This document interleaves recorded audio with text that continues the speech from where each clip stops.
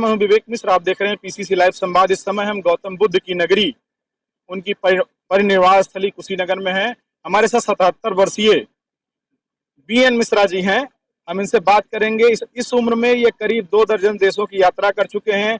युवा अवस्था से ही एथलेटिक्स में लगातार काम कर रहे हैं, युवाओं को प्रेरित कर रहे हैं। हम इनसे बात करेंगे, इनके जीवन के बारे में जानेंगे और कितना पड़ाव इनका रहा और आज ये क्या कुछ कर रहे हैं युवाओं के लिए और क्या संदेश देना चाहेंगे। सबसे पहले हमारे चैनल पे आपका बहुत बहुत स्वागत है। नमस्कार, धन्यवाद आपको। अपने जीवन के बारे में शुरुआत बताइए, कैसे आप इस खेल से जुड़े और कैसे आगे फिर पड़ाव आपने पार किया, इतने देशों की यात्रा आपने कैसे की? देखिए, मैं क्लास 6 से ही उसी तरह इंटर कॉलेज का छात्र रहा हूँ और उसी समय ही खेल में हमारी रुचि बढ़ गई। यहाँ से मैं खेलते खेलते एजीएफआई तक गया, वहाँ भी गोल्ड मेडल लिया। यूपी के लिए एजीएफआई में गोल्ड मेडल लिया। और पहले, अब तो नहीं होती है, पहले जो होती थी श्रीलंका की टीम जो है इंडिया आती थी और इंडिया की टीम श्रीलंका जाती थी स्कूल्स में। इंडो श्रीलंका जो है स्कूल्स गेम्स होते थे, तो वहाँ भी मेरा गोल्ड मेडल था श्रीलंका में। उसके बाद थोड़ा सा यंग हुआ, यंग होने के बाद ऑल इंडिया यूनिवर्सिटी में प्लेस, इसके बाद इंटर स्टेट नेशनल में प्लेस और अब मास्टर में place. Master games, master federation of India, world master athletic federation, सभी में पार्टिसिपेट करता हूँ और gold medal, silver medal, bronze medal लेके ही आता हूँ। ये मैं दृढ़ प्रतिज्ञ हूँ। मेरी दृढ़ इच्छा होती है और उसी दृढ़ इच्छा को कायम करते हुए आज तक मैं अभी भी इंटरनेशनल मेडल लेकर आता हूँ। अभी तक कितने देशों की आप यात्रा कर चुके हैं? देखिए, कई देशों में तो मैंने 3-3 बार यात्रा की है।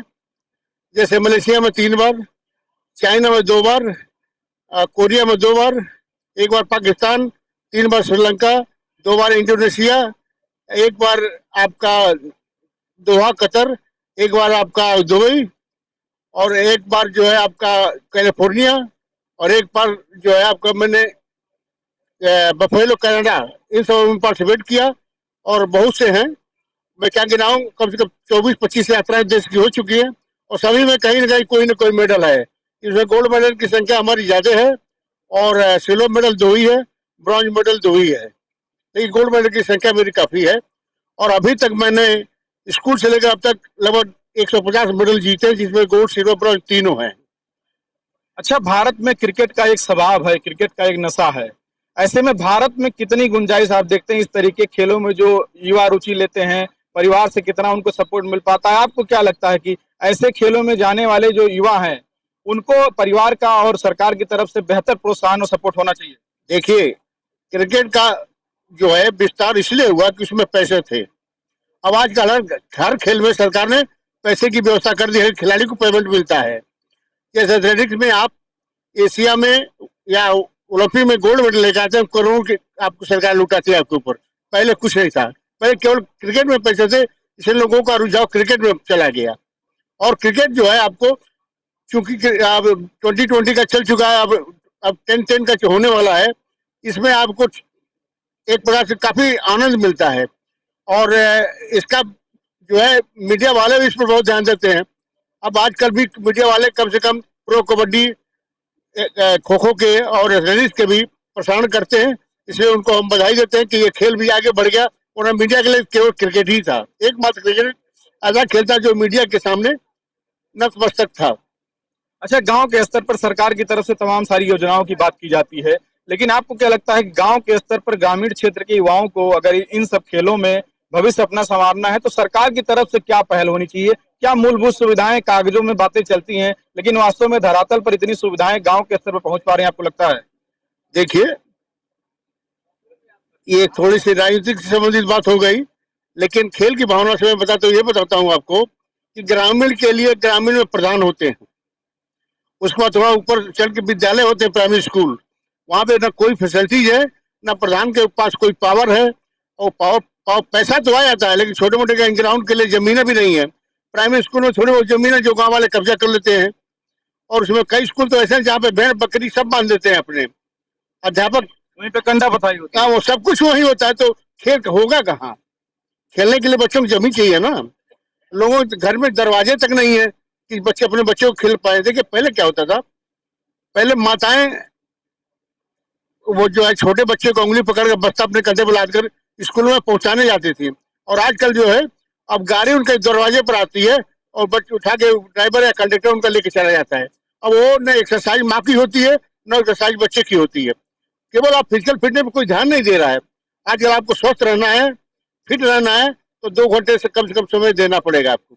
चाहे वो खेल के माध्यम से, चाहे वॉक के माध्यम, टहलने के माध्यम से, चाहे कोई ना कोई एक्सरसाइज, चाहे योगा आसन से कुछ भी कीजिए, लेकिन टाइम दीजिए। बिस्तरा छोड़िए, सोफा छोड़िए, सुबह कम से कम 2 घंटे, शाम को 1 घंटे टाइम दीजिए और आप स्वस्थ रहिए। आप स्वस्थ तो देश स्वस्थ, देश स्वस्थ तो पूरा वर्ल्ड स्वस्थ, जो आपका स्वस्थ रहेगा।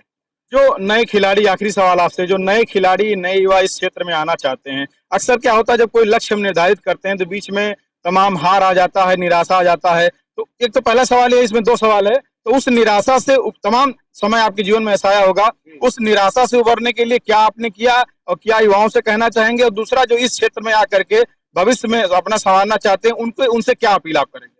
देखिए, इस उम्र में मेडल का कोई तो महत्व नहीं है, लेकिन खेलने का ये है कि मैं फिट रहूं। और फिट रहने के साथ साथ हमको देखिए दवा की कम जरूरत पड़ती है। हमको अभी बीमारियों से मैं थोड़ा बहुत दूर हूँ। थोड़ी बहुत शरीर है तो बीमारी होती ही रहती है, और बुखार खांसी जुकाम भी कोई बीमारी नहीं है, लेकिन बीमारियों से दूर हूँ। और मैं सभी बच्चों को कहता हूँ, देखो इस उम्र में मैं फिट रह सकता हूँ, इस उम्र में 77 साल की उम्र में खेल सकता हूँ और मेडल लेके आ सकता हूँ। तो आपकी उम्र ही क्या है? अभी उठिए, जागिए, खेलिए, ग्राउंड में आइए, खेलिए और साथ साथ पढ़िए भी। पढ़ना भी अनिवार्य है, अब खेलना भी अनिवार्य है। ये नहीं खेलने के नाम पर पढ़ाई बंद कर दीजिए। और या तो खेलना देखिए, उसमें भी टॉप बनिए। टॉप बनेंगे तो आपको पैसे भी खूब मिलेंगे, सरकारी नौकरी भी है। और बीच अगर कचरे में रह जाएंगे तो कुछ नहीं होगा। मनोरंजन के लिए जो नहीं चाहते हैं खेल अपना लाइफ बनाए, वो मनोरंजन के लिए खेल खेल सकते हैं, फिट रह सकते हैं। तो मेरा यही कहना है, आइए, उठिए, जगिए। जब मैं इस उम्र में मेडल ला सकता हूँ तो आप क्यों नहीं ला सकते? आगे किन देशों की यात्रा करने वाले हैं? देखिए, अभी तो कोई आया नहीं, लेकिन यूरोप का कोई कंट्री है, होगा या इससे हो चुका है, अभी यूरोप में ही होना है। तो देखिए, अभी हमने बात की अंतर्राष्ट्रीय एथलेटिक्स जो है बीएन मिश्रा जी से। वो 2 दर्जन देशों की यात्रा कर चुके हैं, कई देशों में 2 से 3 बार यात्रा कर चुके हैं। 100 से ज्यादा सिल्वर और गोल्ड मेडल आप हासिल कर चुके हैं। और इस उम्र में, 77 साल की उम्र में, जिस तरीके से आपके अंदर उत्साह, जज्बा और सेहत को लेकर के जागरूकता, सतर्कता है, तो हम सब युवाओं को आपसे संदेश लेना चाहिए। और आपने कहा कि आज हर क्षेत्र में अगर आप समर्पित होकर के धैर्य के साथ अगर आप संघर्ष करते हैं, प्रयास करते हैं, तो सिर्फ क्रिकेट ही नहीं और खेलों में भी आप सफल हो सकते हैं। कैमरा पर्सन अनिल के साथ कुशीनगर से विवेक कुमार मिश्र।